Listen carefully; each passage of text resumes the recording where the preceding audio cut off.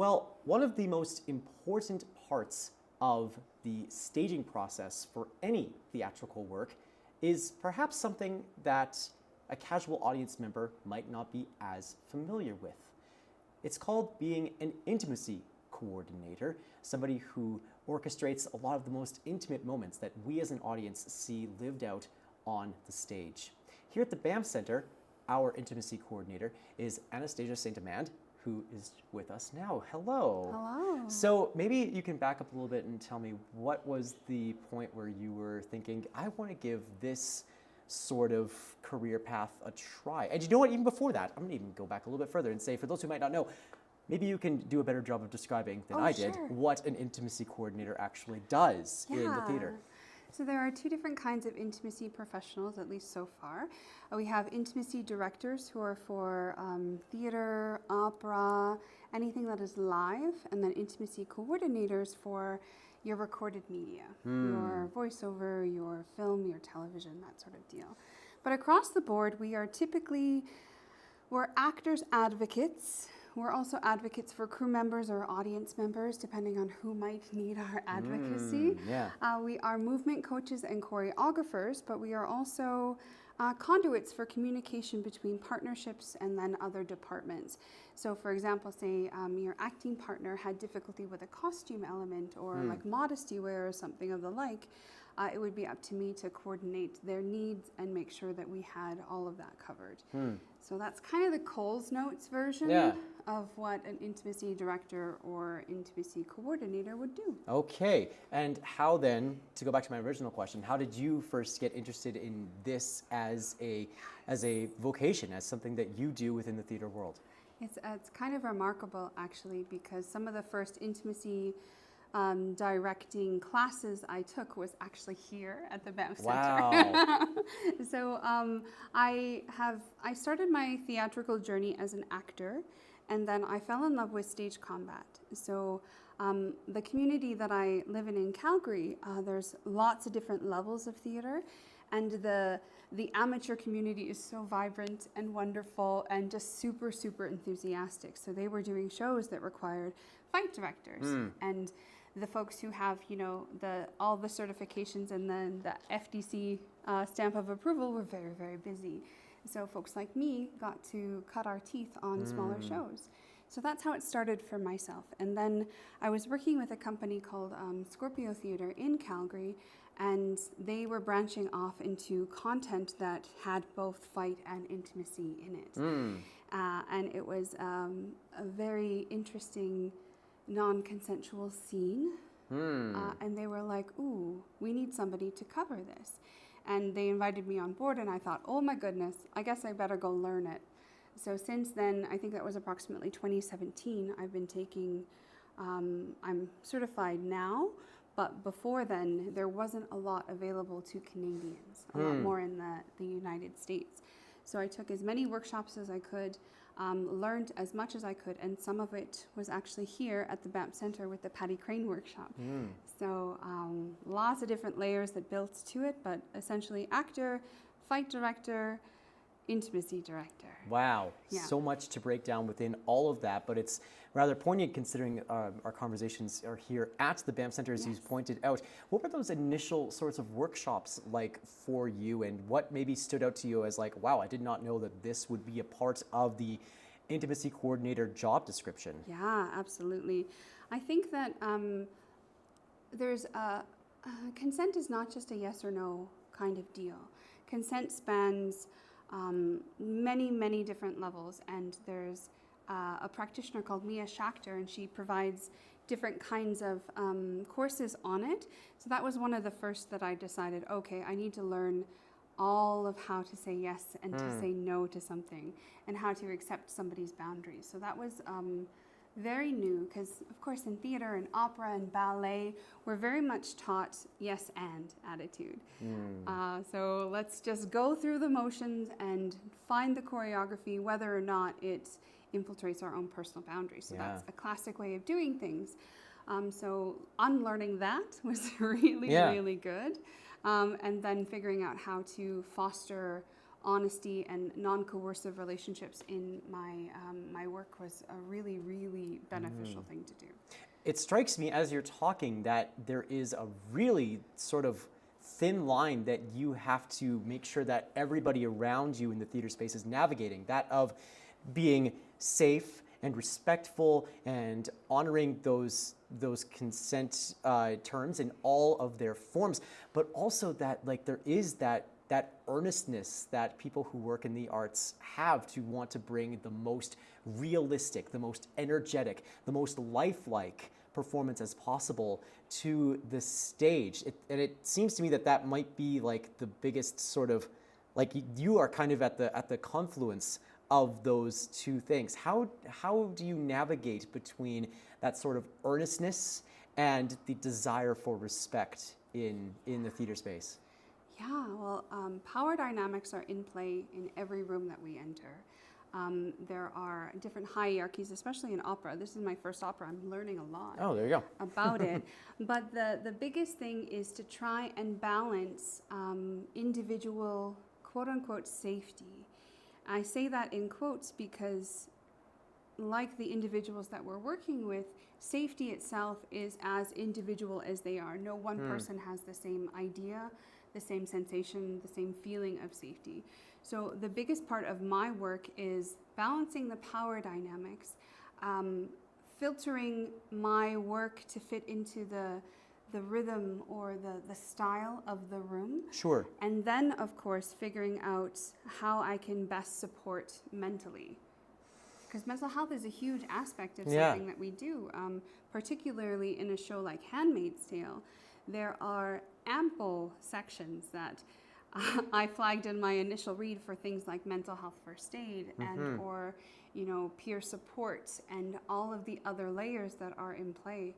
So it's finding the balance between individual safety and hoping that it doesn't clash with somebody else's safety. Yeah. And then figuring out the best way to map my process for the room and for the mental safety of others.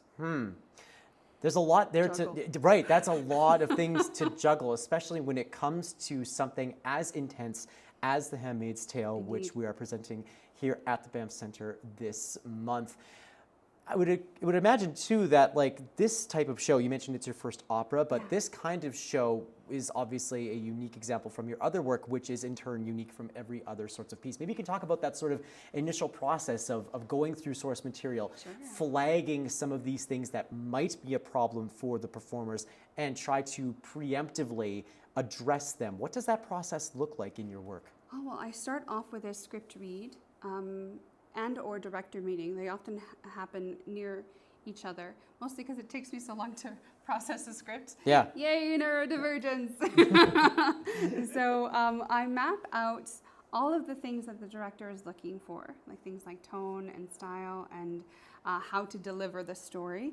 I compare that with what has been blocked or written in blocking or staging, and I compile an entire spreadsheet of every moment that could be turned into like intimate touch.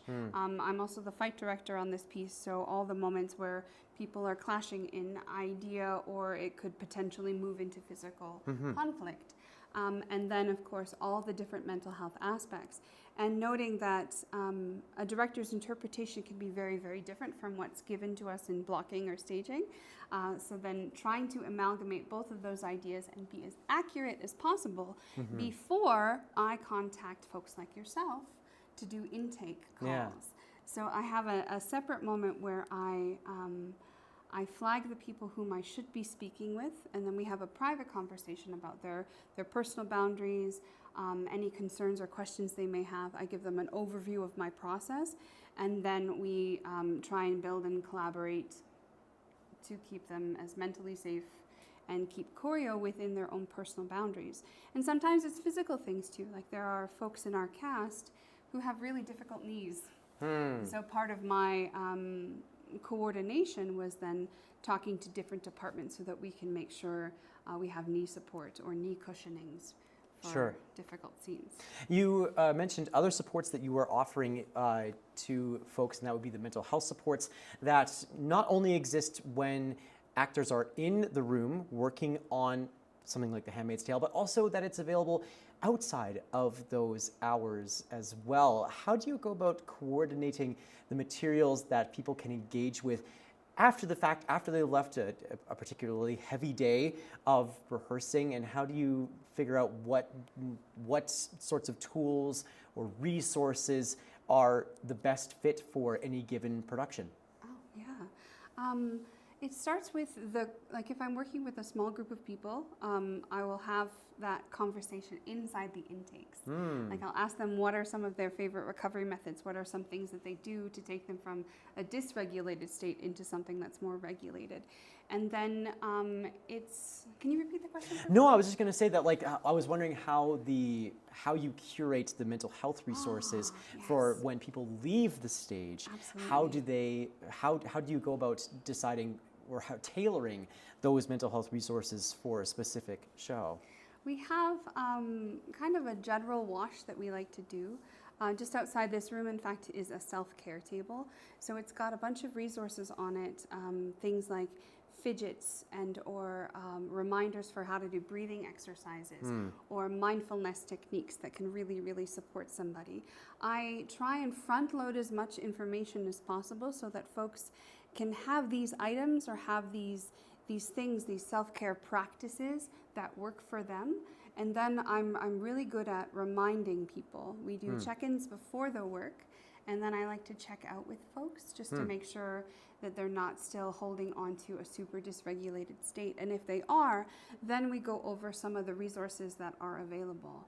And beyond what I've mentioned, the Banff Centre is really, really great too, because they have a whole department called Participant Services. And the lovely folks there have been supporting me as I support you folks with resources and email check-ins, as well as like, this is where you go for counseling, this is what you can do for all of the other aspects, like immediate mental health support or something that can happen a little bit later. So different levels, and because this is probably one of the most mentally difficult shows that I've worked on, I'm using all the things in my tool belt to help it. Absolutely. And pouring a lot of yourself into this show for the benefit of everyone else. It occurs to me that perhaps you could use some of those supports as well for like kind of being the sponge for all of these sorts of moments, and to be preemptively thinking about the most difficult moments in the show in a very, very detailed way. What sorts of things do you use to if in the event that you become dysregulated from being a part of something like this, because that sort of heaviness has to, I'm sure, have an impact on you as well. Yeah, and I'm a particular body-aware human, so a lot of my recovery methods are either somatic, so body response to literally everything. The first couple days were remarkable because my body would go through like shivers or flushes just from the operatic vocals that were in space, which is a really fun sensory thing. But then I think it was about day 3 when nausea hit in the middle of everything. And in one of our orientation chats, I went through and talked about the things that can emotionally happen to folks who are witnessing or partaking or creating this kind of material, and the things that can mentally happen as well. And I, of course, am experiencing them. So not only do I have a kit that's available to other people, but I have my own mechanisms as well. Like I carry gravel because nausea is something that is semi-frequent to me. And I parcel my time really, really wisely. I can get overstimulated when I'm, around lots of sounds like orchestra and opera, and I can get overstimulated by too many people. So I make sure that the beginning of my day is solo time and the end of my day is solo time, so that I can be better equipped to service the folks that may need it in the production. There might be folks who are listening to this right now and going, that sounds like a really interesting way to become involved in theater. I want to maybe know more about how to become an intimacy coordinator, a fight coordinator. Maybe to end off here, you can maybe offer some resources or things that people might want to look into if that's a path in the arts that they're maybe interested in. Absolutely. The lovely thing about this work is that folks come from all different kinds of backgrounds. A lot of us have been fight directors, but some of us come from psychology or costuming or other aspects. So it's important to find a company that works for you. Myself, I work with a company called Principal Intimacy Professionals, and we train intimacy people basically across the world. So we're lucky to have been able to create a program that works really well for Canadians and European folk as well. And there are lots of companies in the United States that do this work as well, like IDC and Theatrical Intimacy Education. There's Cintima and a bunch of others. So do some research online and you can find what company may work best for you, because there's so many now. Yeah. And it's nice to be able to be like, discover. Absolutely. We'll link a couple of those resources up at our website, classic107.com, and on the Classic 107 app. Anastasia St. Amand, thank you so much for telling us more about your work here on Classic 107. You're welcome. Thank you, Nolan.